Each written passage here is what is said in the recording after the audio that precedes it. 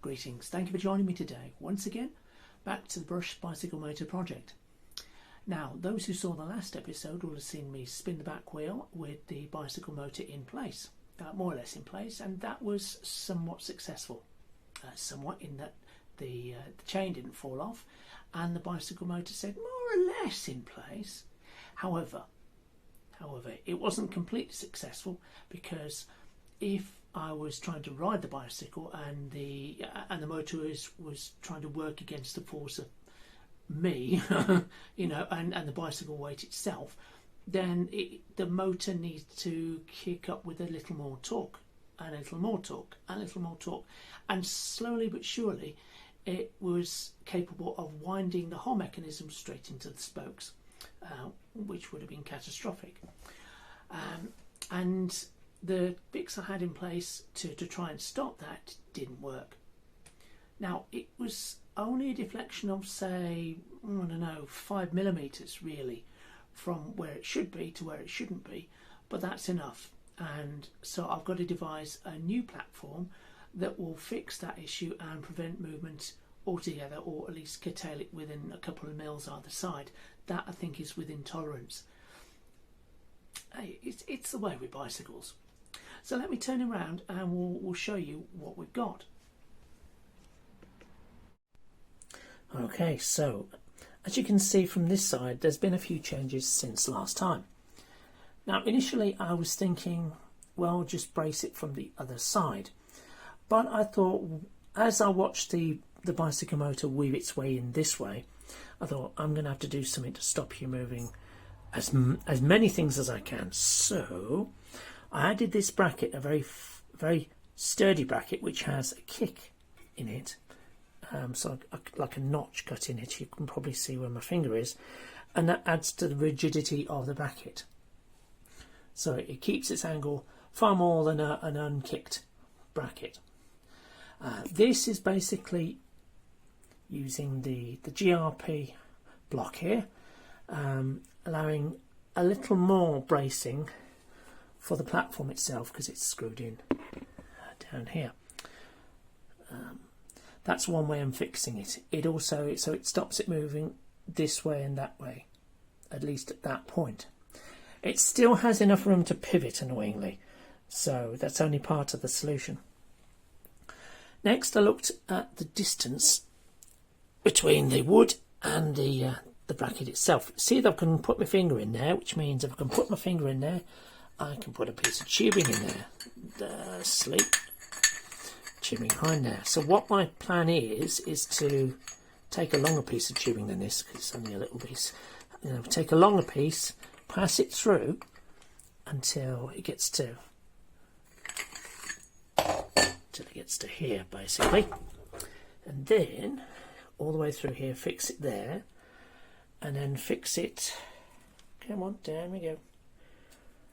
Fix it to, whoops, a daisy, a bracket here to fix it properly to the frame. And I think if I can do that, I'll curtail the movement just enough to stop it grinding into the spokes. Well, that's my plan anyway. I've also been working on the motor controller protection, because it's got to be protected from the elements. Let me just change the position again. I took a nice sheet of aluminium and I bent it to create this curve. On the inside, you can't see it, but I've taken some thick plastic tape that you normally use to seal the bars, that sort of thing, and lined the inside of that, and then added some more gaffer tape over the top for good measure. That stops any live wires that might fray from shorting out against this metal and causing a bit of a fire. You don't want anything shorting out the power, because of course it could short out the battery and cause an almighty fire either on the road, or worse still, when you're parked up somewhere at home. Not ideal. So that's what I've got in place. At the back, I've taken a piece of wood, because I've got a plate underneath which this mates with, and my plan is I've drilled some holes here.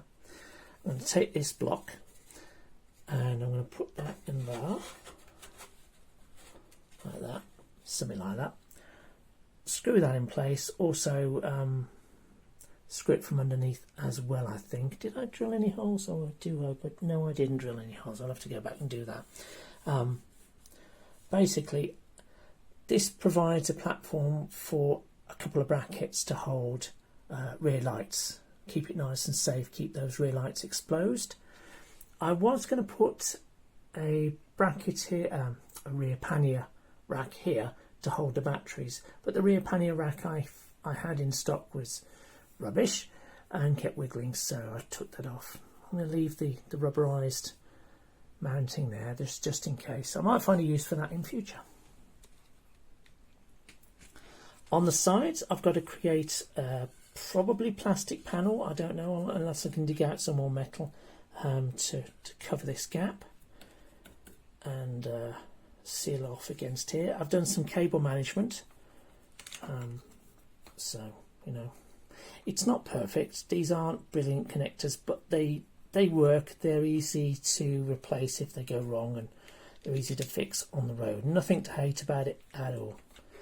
Eventually I want to get those leading to battery packs, which will sit here and here, and I'm going to create a battery pack that goes here, sort of keeping it within the frame as much as possible. I've just got to make sure I have a battery pack in every single case that is resistant to puncturing and resistant to fire should the battery pack fail, because of course if you've seen lithium battery packs go up, they're not a pretty sight. They're deadly, and no one wants to be that guy in the office when they go up. Let me turn her around. So some progress, I'm sure you will agree. Keep with me on this one though, if you like to see things move forward. I'm going to fix the wooden block in place for starters, find a couple of brackets for the bicycle lights to go on. Maybe get some bicycle lights this week at some point. I do have some somewhere, I can't remember where, but I'll dig those out. That sort of bracket will hold a fairly chunky light, I think. The motor controller does have the facility to kick out it's 4 to 6 volts when you're rolling along, and as a brake light it'll kick out 36 volts. Unfortunately I don't have a 36 volt lamp here in my collection. I suppose I can create a voltage controller, or buy a voltage controller to reduce the voltage to something manageable. Yeah, we'll have to work with that. So I'm guessing the idea is with this, you have the light kind of almost running at 4 volts, and then it goes extra bright for when you're braking. There's that output. I've not used that just while I'm testing the motor arrangement, keeping the whole thing in place. There's another light which is standard output for your daylight running lamps, and another one for charging, which we won't bother with.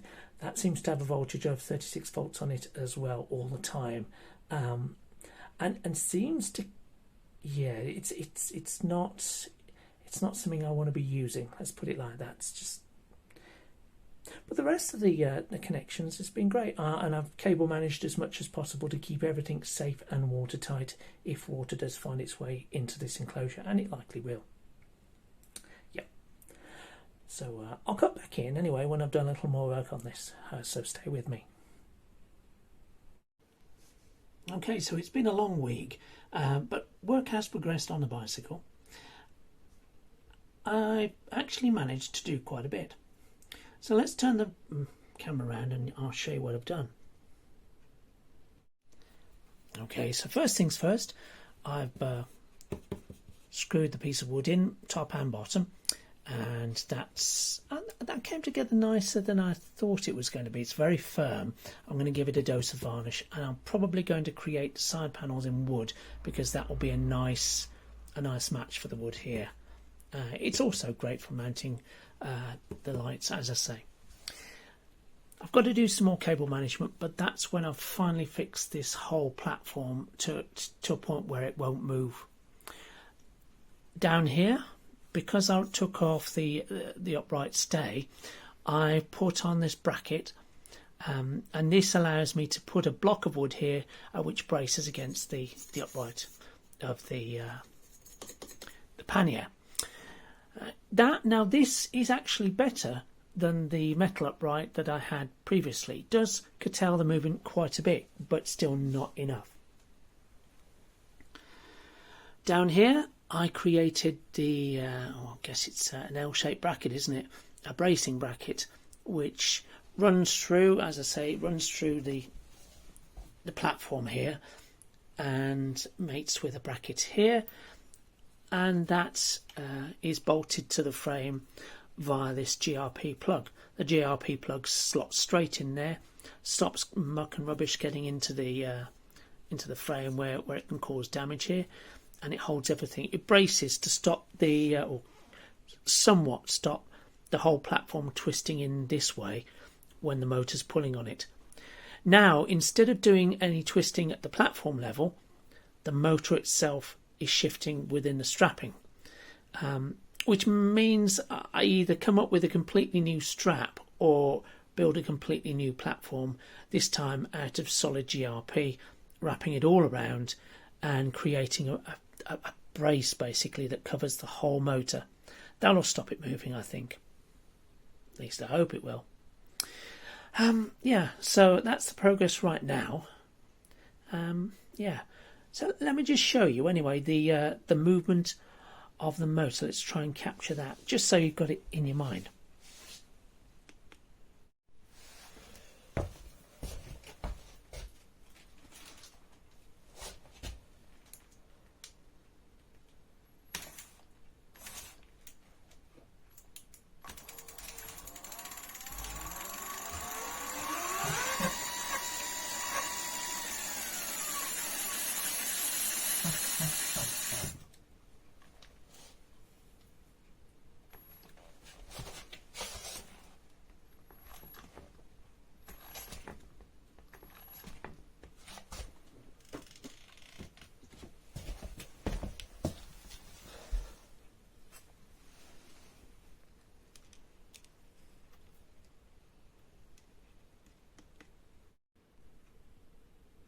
See what I mean?